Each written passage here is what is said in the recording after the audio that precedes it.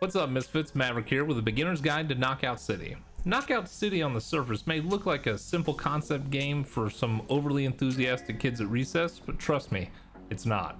Knockout City has a low barrier to entry, but a significant skill gap to be a dominating presence on the map, which reminds me a lot of Fortnite. And yes, I think that's a pretty bold statement. You'll understand it as you start to climb the ranks of league play, and you can't reach diamond rank if you don't understand the basics, so let's jump into our Knockout City beginner's guide. Concept number 1. In Knockout City, you're racing to score 10 points against your opponents in a best of 3 round match. The first thing you need to understand is how you score a point in each round. There are 3 ways to score. The more traditional is to hit your opponent twice with a classic or some of the exotic dodgeballs. Each player has 2 hit points before they're knocked out, and then they respawn on the map after boosting your team score by a point of 1. The second way to knock out your opponent is by hitting them with a balled up teammate. Your teammates can ball up for you to charge them and launch them like an ICBM during the Cuban Missile Crisis. If you don't get that reference, you'll get to it in American history class. Or you can use them as a classic dodgeball, and if they connect with an unsuspecting enemy's face, they'll be instantly eliminated. You want to make sure you're careful with this slick move, because if you miss your missile attack and the falling player is momentarily stunned upon landing, it's an easy hit for your opponents. A worst case scenario is if you throw your best friend who you just introduced to the game at an opponent. Once caught, he's got to mash a button no less than 15 times to break his enemy's grasp, and to be candid, you're generally not going to be successful before they lob you over the edge of the map into the endless abyss that is Knockout City. This is the third way to eliminate your opponent. You knock them off the map. I've seen this done with a simple melee, a solid hit on an unaware dude wandering the map's edge, or, and you'll do this, I promise, you just walk off the edge of the map not paying attention. Fall deaths are instant no matter how many hit points you have, and give your enemies their much needed point. So tip number 1 is to use the elimination method that best fits your situation. If you're behind by a lot, you probably need to start balling up your teammates and aiming for multi or instant kills.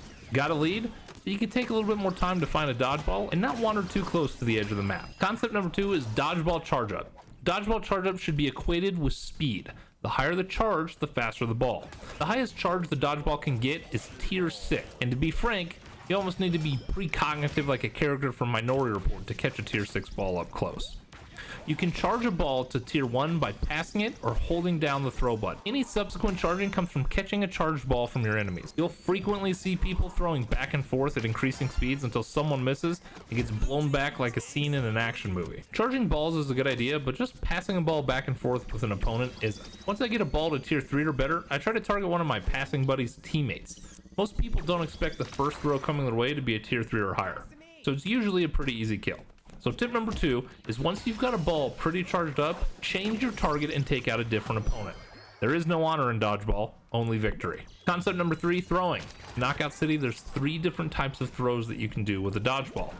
Each type of throw will vary with speed based on the ball's charge level. And remember, tier 6 being the fastest. There's the basic throw, which is a straight line towards your opponent. You've got the lob, which is an arc and is solid for tagging opponents hiding behind walls and can be a little deceptive with its speed. And lastly, we've got the curve, which spins in a half moon to either your right or your left and can curve around corners.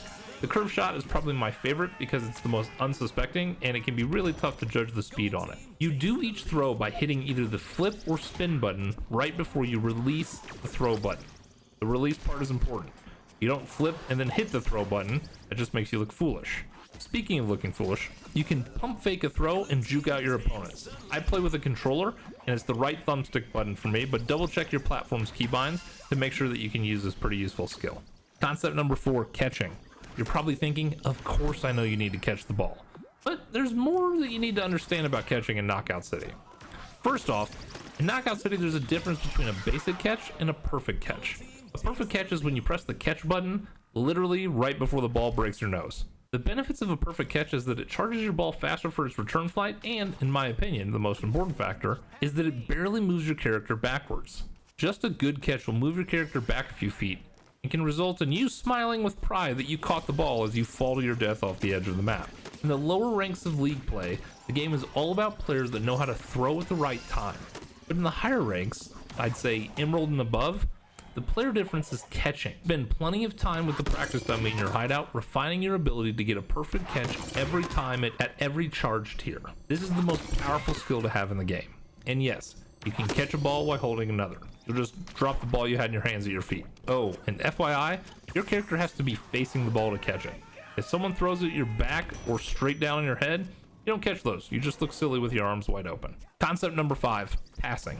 The two biggest differences between bad players and good players as you climb the ranks of league play are stupidity and passing. Overcoming stupid strategy is a completely separate YouTube video I'll need to do, but passing I can help address here.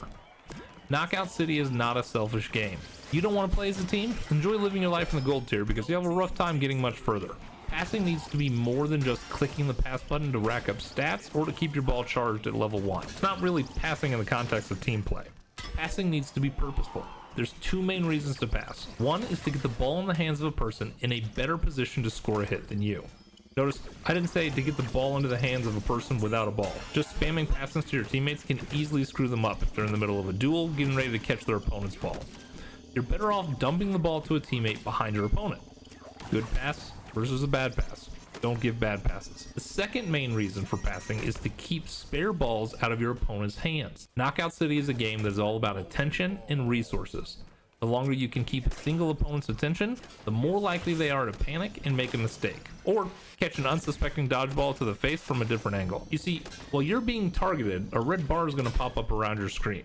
But that bar doesn't let you know if it's 1, 2, or 3 balls targeting you. Now, the resources of the game are the dodgeballs. Think about it.